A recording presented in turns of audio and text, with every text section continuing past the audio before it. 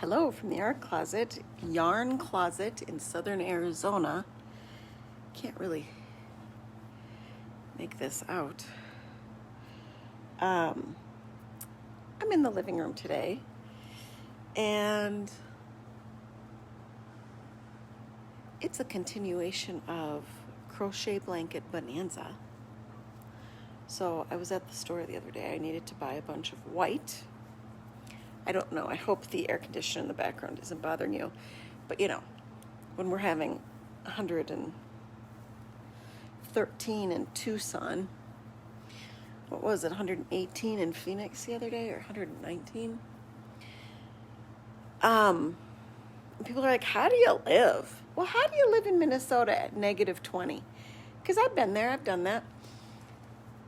I think it's easier to live when it's cold outside, because you can layer up. I think it is harder actually to live inside when you can only take off so much. And by the way, air conditioners, I don't care what air conditioner you buy, typically they are designed to cool most efficiently and all that other jazz only 20 degrees below the outdoor temp. That means if it's 119 in Phoenix, the chances of you getting your house 20 degrees lower, that's 100 degrees. So we've got our air conditioning going, full bore, high cool. Love you too, Missy. Ooh, that tasted like some food. And Yetta baby, I'm sitting on the floor.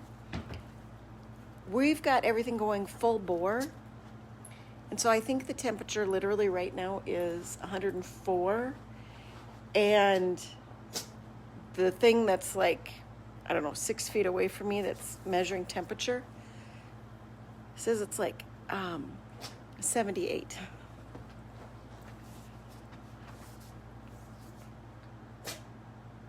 Very, very frustrating. My husband doesn't like the cold. Okay. But here's the thing. So if we heat in the winter to 68 degrees inside the house, you can put on a turtleneck and a sweatshirt, and you've now rocked with, let's say, long sweatpants and heavy socks, you've now rocked your body temperature from 68 of the, well, we're all at 98, but now you've rocked your body temperature up a few degrees. Like, you can get warmer,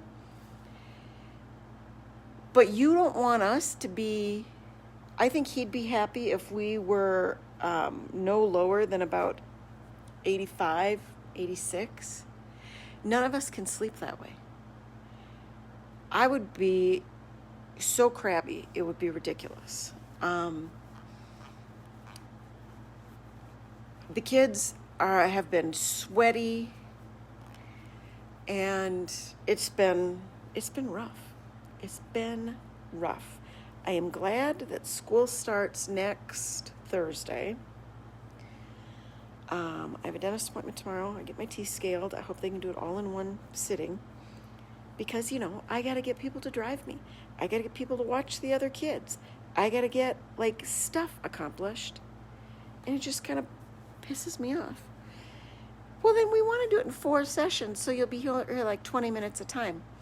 No, I'm not going to be here 20 minutes a time and do it for 4 different times. Let's go for an hour and a half, one-shot deal, get her done. Plus, it'd save you money, because then you'd only be using and sterilizing 1 time. So, anyway.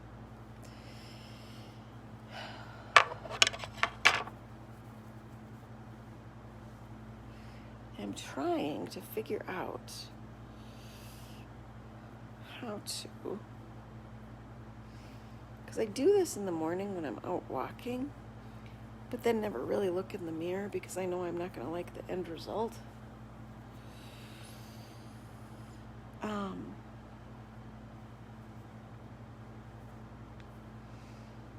And I have been crabby lately. I have been crabby. It has been hard for me.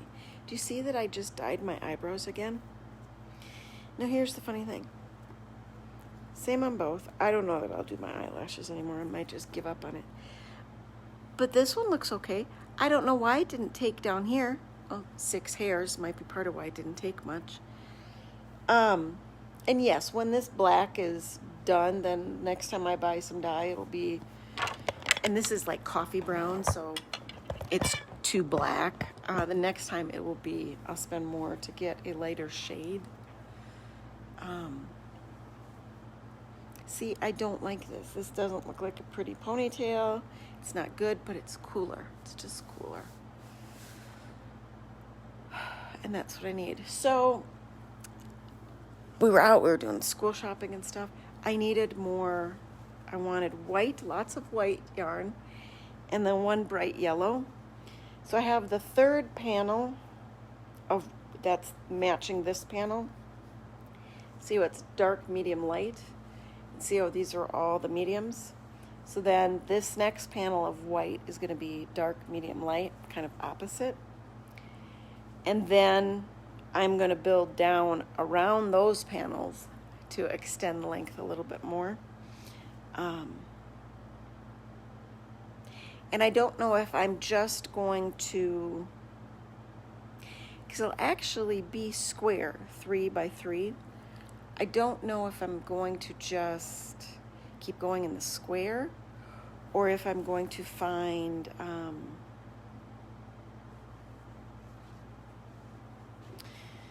some other yarns and just make more panels equivalent to this panel and add 2 more panels so that I have a 5 by 3 and then go around that. I don't know.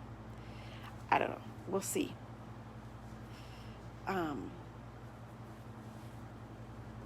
We'll see. Do you know you can buy granny squares off eBay? That people make all different styles of granny squares on eBay and sell them? Very often, the biggest one you're going to get is a 5-inch square. The 3-section squares are pretty common, and they're all over the board as far as price and quality, so you got to be a little bit careful. But then, because I didn't have the white and the yellow, I found that I still had a few of these squares, so I added some purple around it. Now that purple is in a 5mm hook, and then I took a 6mm hook to do the pink, so it's a little bit, you can see it, it's a little bit ruffly. But here's the thing, people, when it's a blanket, by the time you get it all said and done and you wash it and dry it, because that's all I do for blankets. I wash them and dry them in the washer and dryer. These are acrylics. So they're made for children or elderly or wheelchair people, people with maybe spill issues, where you're going to be throwing it in the washer and the dryer.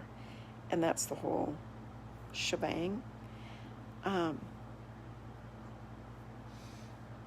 You're not going to notice the ruffle. So that is where I am at. It has been the summer of the crochet blanket. Now, does anybody remember back in April of 2023, I went on that retreat?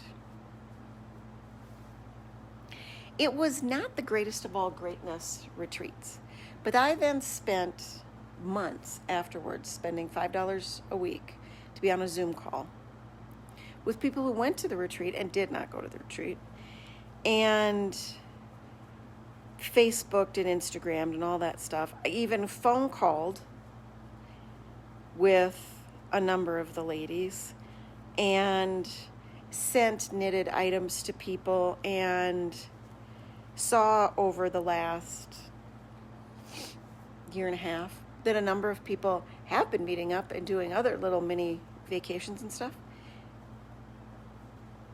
near me in my state. Never once did I get a call or an email or anything. And it just boggles my mind why it is so hard to make and maintain friendships outside of an Instagram post in this modern day. I thought there was some connection on a deeper level with some of those women. And I am so grateful to be going back to my volunteer gig next week when my daughter's in school.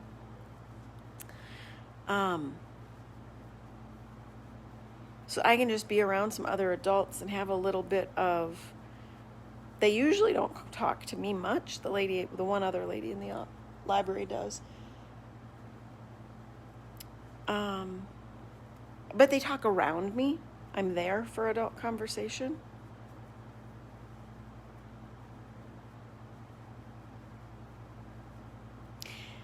And I do realize that some of the things that make it difficult to have meaningful adult friendships. I think it's very hard to build female friendships when you have a husband that's not he doesn't have relationships, and he's not good at building relationships. Even when there have been other wives and other relatives that have tried to bridge some gaps, there's been no bridging of the gaps. And I think it's very hard if you've got one spouse that just doesn't, and one that is really interested in and needs it. But like in my situation, I can't just drive myself. If I could drive myself, we'd be all fine and dandy, because then I could make more of an effort than the next guy, and I could bridge the gap necessary to make some of this friendship business happen. And I've met people over the years. All you got to do is call me up and tell me what to drive and when to drive and what to do. Who wants to do that? I don't even want to ask my husband. I asked him, he's in Tucson, I asked him to pick something up for me today at the grocery store that we don't normally have here. He went to one store, they didn't have it at that one store. I know the store he's at. There's at least 3 or 4 other stores in the other areas he's going to be driving in today, so he could have checked multiple stores. Or guess what? He could have gone to a specialty store. It's an item that is sold at the big box stores, but also specialty stores. So you could have gone to the specialty store. You didn't have to text me, you didn't have to call me, and you didn't have to act all pissed off and frustrated. Because I kept saying, I'm fine then, skip it. Okay, no thanks. Graciously the way that women of my age and era were taught to say, no and pass it on. So then he's going to bring home something different. And it's something I've never had before.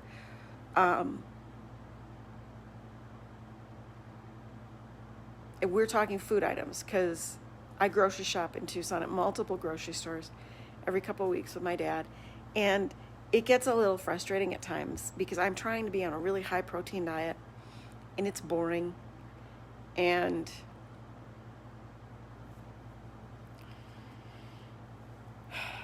But it's not convenient for me to buy stuff when I'm out there to be focused on my dad, because that makes him frustrated, because the focus is supposed to be on him and helping him, not doing my own thing. So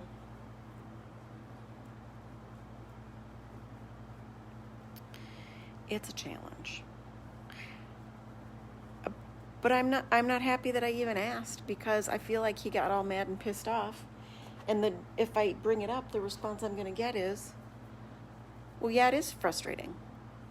But what difference does that make? Men don't understand the level of aggression that they put out. The difference that makes is, I don't want to ask you for anything if what the end result is that I get aggression from you, even if you're saying it's not directed at me. But I'm getting it. So how's it not directed at me?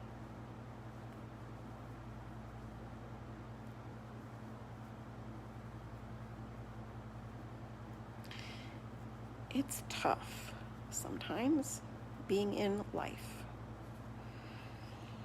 And we've pretty much decided that my son he's starting his senior year in a couple weeks, that he will do his first year of college online. Because that's how he does school right now, and there's just a greater comfort level. So I'm fine with that. That means it'll make it a little bit easier for me to continue with my volunteering that year. My daughter has not been into the idea of the start of school. I don't know what's going on. I really want to get her through 4th and 5th grade, and then if there's some kind of, I know that socially this school scenario has been tough. I know that they spend a lot of time prepping for standardized testing. They don't get enough time to sit down and eat.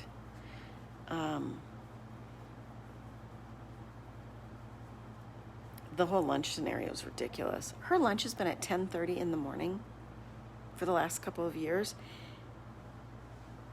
And I think it might be, if she's lucky, it's going to be at 11 o'clock this year. And that's if she's lucky. It still might be at 10:30 again this upcoming year. I don't know.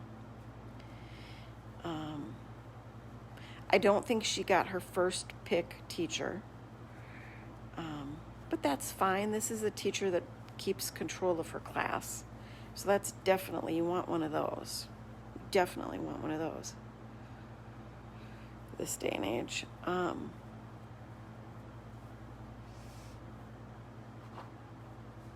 But see how it goes. I'm definitely, can tell that I'm a little bit cheerful about the going back.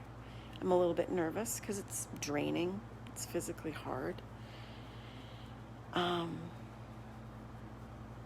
But like today, I got the rice cooker. Did I tell you about the rice cooker? So you can get rice cookers at thrift stores all the time. Just look, they're stinking brand new. Well, the handle broke today. I tried to super glue it. I don't know if it worked or not. We'll see. But with a lot of those handles, because it's a screw going through with a nut going through the whole thing, a lot of times you can be a little bit creative and come up with something that'll facilitate. You just might not be able to wash it in the dishwasher anymore. And that's fine. But it is actually quite handy at making the rice. And it makes the long grain rice and not the instant rice. So that's nice. There's more nutritional value to the long grain than the instant. And there's other varieties of rice you can get. And today I made lentils in it. And I made the Italian rice that's actually got a higher level of protein.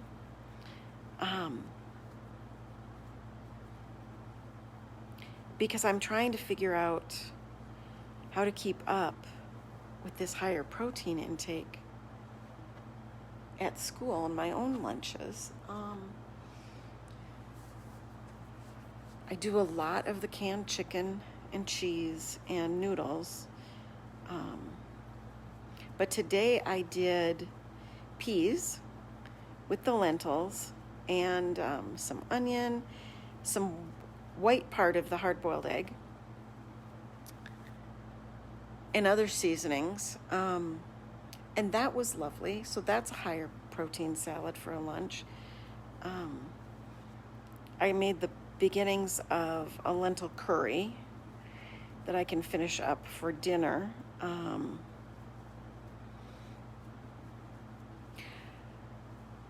I think if I didn't receive so much criticism, I would eat a far more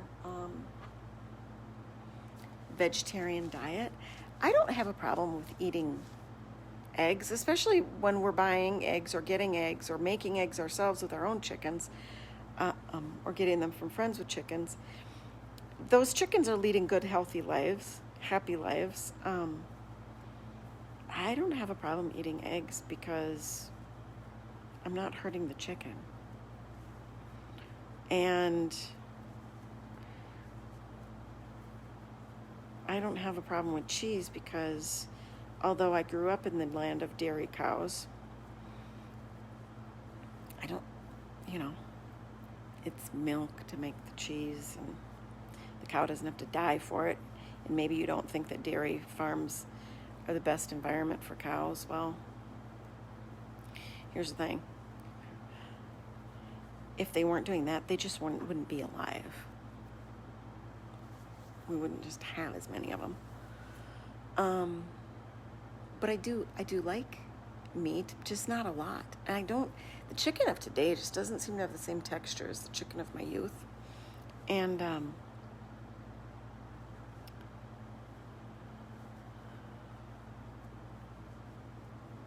I would definitely go carnivore and give that a shot if I didn't have children or a husband.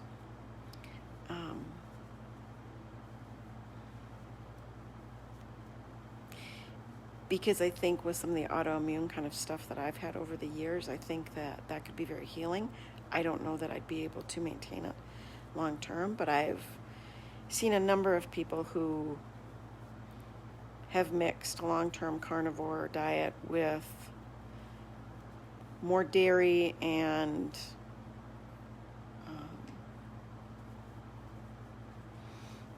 pickled items,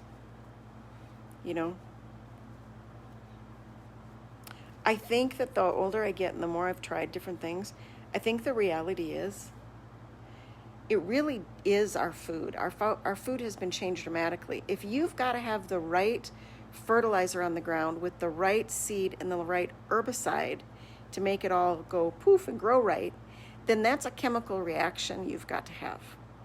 You may think it's a seed and it's natural, but they've chemically affected those seeds to a point that that's now a chemical reaction, a 3-part chemical reaction to make those companies money, to grow that stuff. And I'm trying really hard to buy foods that the ingredients are just real ingredients that I can read. If the really good pasta, semolina pasta, which is higher protein and just says semolina, wasn't 3 times as expensive for less of a bag, that's what I'd be using. We go through about 3 to 4 pounds of pasta a week because my son, who's on the spectrum, that's one of his happies. It's just some plain noodles or noodles with butter. And we do eat some sausages that are highly processed because they're easy and he likes them. And I figure, well, gotta do the best you can. I did convince my husband this week. He'd been eating a lot of frozen, easy foods, like croissant, egg and cheese sandwiches with a little bacon or sausage. And I'm like, just look at this. For about the same amount of money, we can go buy some croissants that aren't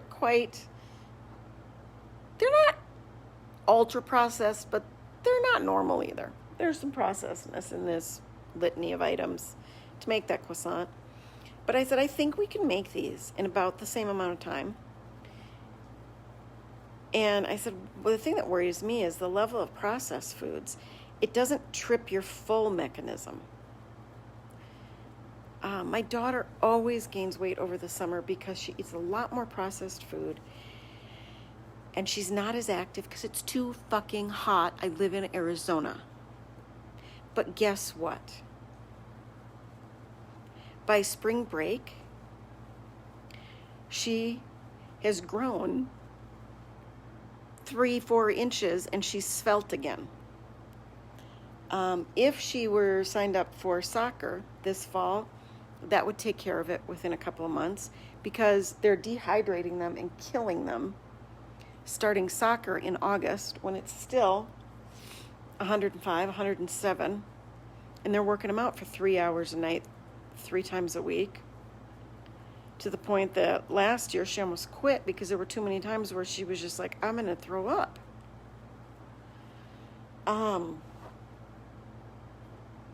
And when you're bringing 64 fluid ounces of electrolytes and waters and stuff just to get them through a practice, and they're so stressed out because they don't have the time in the night to eat a decent meal or to get their homework done. I mean, come on, people. So she's going to pass. She's passing on that this year. And we're going to see how that goes. I think it'll mean we have a much more enjoyable fall. You don't need to go outside. It's too hot. Why don't you go eat some of that food that I just put out? Yes, I just put some food out before I started this. Yeah.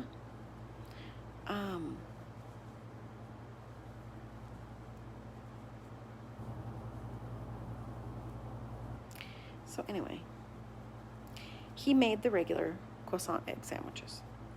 He could barely get through 1.5 when he'd normally eat 2 or 3 from the frozen variety because he was so stuffed and full. I do think there is something to this.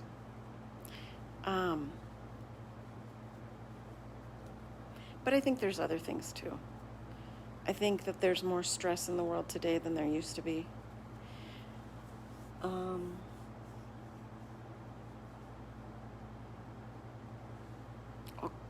I think the world is moving faster than it used to move. Yes, 1900 was different than 1920, and the people of that era thought, oh my God, it's crazy.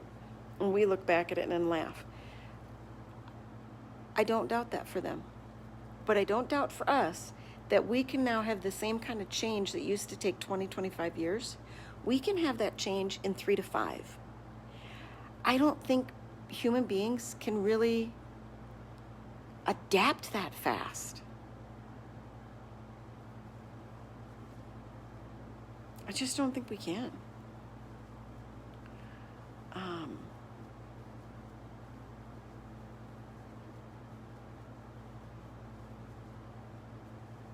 And I'm at the place now with a 29-year-old who's struggling to get somewhere in life. And not struggling, because he's fine where he is, and he's accomplished, and I'm proud of him. But I realize that these kids that have come behind him, like, there's no getting a job and moving out and going to college and doing all this stuff unless you're taking out loans up the yin-yang. And it's like, what are the best ways to help these kids to really start out in life? As frustrating as it may be for some of us, one of the ways to help our kids out better in life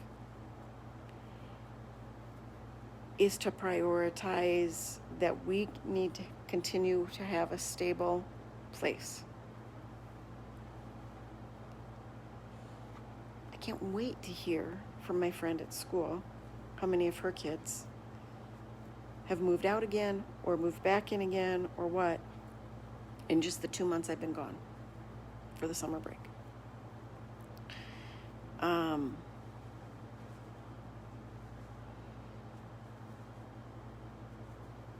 And I really struggle because I was raised with this mentality of you always have to be busy, busy, busy doing the next thing, the next thing, the next thing. And sometimes the best thing to do is just maintain in utter boredom. And I've had a lot of that in my life as a housebound person. And I think everybody after the pandemic understands that. So I do think that's just, keep going status quo and see what happens. It will be interesting to see what the next couple of years bring.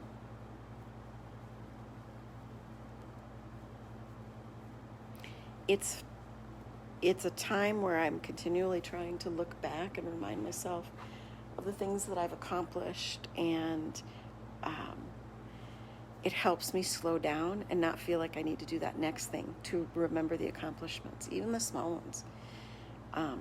Because we've done a lot and we have had a lot of accomplishments, and it's okay to just, sit in shame and boredom and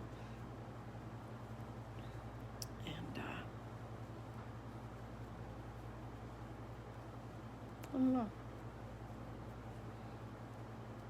I'm proud of my family. It's not perfect. But I also wish that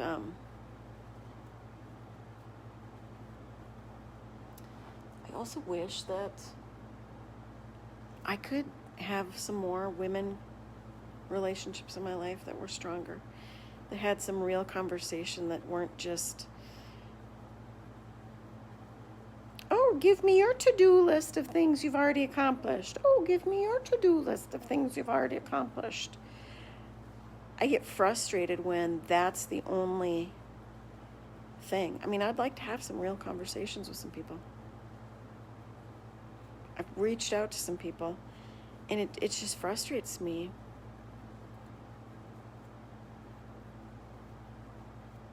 It just frustrates me.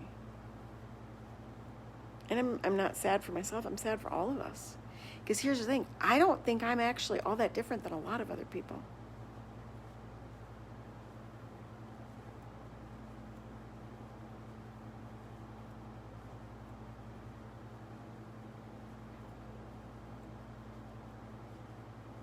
I have a friend online I'm watching. She bought a house and she's fixing it up.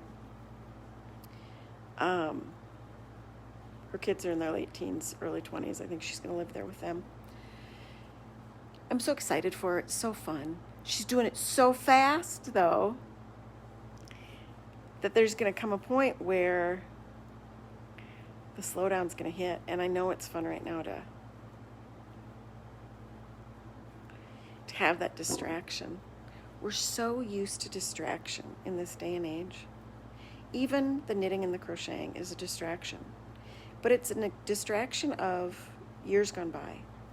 You have to have some conviction to be able to knit a blanket or a sweater, crochet one. Crochet is faster, people. The fact that I'm finishing these blankets in a summer is because other than doing meals for my children and keeping my house moderately clean, and I now get a lot of help from my 16-year-old son, that's what I do. That's where the last 2 months have gone. So if you could sit down and crochet for 6 hours a day, you'd accomplish a blanket in no time. Too. So, the upside to not having a driver's license is I can't distract myself with something else. And I like to hope that most of this stuff won't end up in a thrift store someday with people. Whatever. But if it does, it does. It boggles my mind how much more expensive the yarns have gotten over the years. But there are ways to do it, like going to the thrift stores and finding other things in other colors and taking them apart, whether it's sweaters or blankets, and then making them into the different things that you want to make. The ongoing question would be, are you a process knitter or are you a product knitter? Do you like the products or do you just like the process of doing it? Because I think I'm quite strongly both. I really would like to have my sweaters fit me better. And I signed up for Libby's thing, Libby from Australia. So our seasons are off and something's not open right now and whatever. She's got this Facebook group, and I really don't I check for my local Facebook group to see if there's any dangerous illegal aliens in the area. Because that happens frequently, car accidents right near my house because people are human trafficking and whatever. My aunt almost died from a car accident a couple years ago. And it was a teenage boy from Phoenix who's trying to make some money and just trying to get away from the police because they got a tip. And she almost died.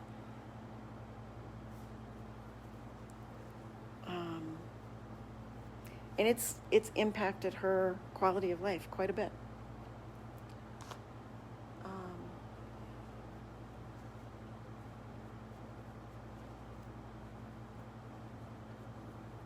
And it happened just about 2 miles from here, and she lives just kitty corner. She's the one I cat sit for. But watch on the YouTube channel that you're on now. Go to the community page, because I do post. I get in like little spurts where I post updates and videos for my walks and stuff. I had a walk with the javelinas the other day. There's some babies out there, and they will generally stay far enough away, and if I don't get too close, they're not going to charge me. But I think that's fun. It's fun to see if that's not the kind of environment you live in. I've been thinking a lot lately about what would my kids actually do if they lived in an environment where they had to mow. I know, it's too hot. Just stay inside. Yeah, but come here and say hi. Come here. Oh, come here. Oh, it's Ox. You're so pretty. If they had to mow a yard and shovel snow and rake leaves. I mean, we had to rake leaves down in the pecan orchard when we owned that for a couple of years. But, yes, play with my toesy toes. But the kids didn't help that much. It was just kind of beyond their level of, we're not that active. You know, and when they only have gym class for 1 hour a week, I don't understand that. I just don't. I don't think we're getting anywhere in the academics by not giving kids the physical outlet that they need. And guess what? Their social emotional learning would improve dramatically if they were playing dodgeball 4 or 5 times a week. Or if they were learning how to do the polka and they had to do it with each other. And, you know, they'd be learning how to get along and how to not argue and not make fun of each other. I mean, some of the things we've taken out don't make sense to me. They just don't. So that is a lot of my shenanigans of life. Send me good vibes and pray for me that I get my whole dental scaling done tomorrow and don't have to go back for it. Next year, that means that I'll go in for my cleaning in about 6 months. And then I think we will fix a couple of my fake teeth up front to generally improve the color. Although my dentist says, you know, one of the things is your discoloration is just part of age. The moving in is just part of age. Love that. Love that. I remind myself that he's older than I am. You know, and here's the thing. I think that 50s are really difficult for women. I think that many, many times by the time you hit 65, you've gotten over that hill. I think it's very hard. Some women start on the hill at 40, some women at 45, some women at 50, some women at 55. But I think the hill can be really hard as you're going up the hill until you pass that hill, however big that hill is for you in your older years, until you've hit a certain point where you've done enough of your aging that you have started to love that new older thing. And there's a bit of, well, I don't really look elderly yet, but I don't really look youthful. And I think that can be very frustrating. And I think sometimes when you get to that point where, oh yeah, I do look more elderly, you're seen again as a different thing. There's this window for women where you're not seen as young, but you're not seen as elderly, and it's not the happy days. And I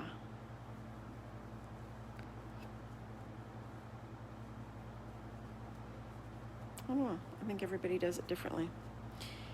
The thing that I remind myself of is that Keanu Reeves has a wife that looks much older than me and is actually 10 years younger than me. No, not 10 years younger than me. She's a few years younger than me, but she looks significantly older. And because he's 10 years older than me. and they're about 10 years apart. But she's a couple years younger. And I hate that I compare myself to other women my age. Do I look better? Do I look worse? Because here's the thing. This hasn't looked good on me for a long time. And now I've lost the elasticity to a greater extent. But it doesn't quite look elderly, but it's getting there. Oh, God, look at that lack of elasticity. Ooh, ooh, ooh. Yeah, oof-da. But I feel good and I feel fit. And I am happy. Happy is a choice. Love is a choice. Life is a choice. Let's all make the choice. Look with your heart first, not your eyes.